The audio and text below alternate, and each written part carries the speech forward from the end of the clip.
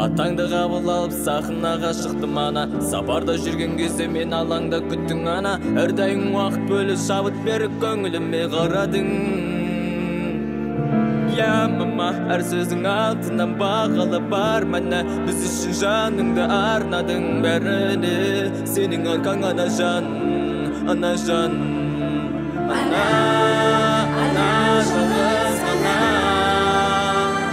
жар өмір сыйлаған, жамандыққа қимаған. Ана деген ғана маңдайымнан сипаған, жылы күйде жүр балам.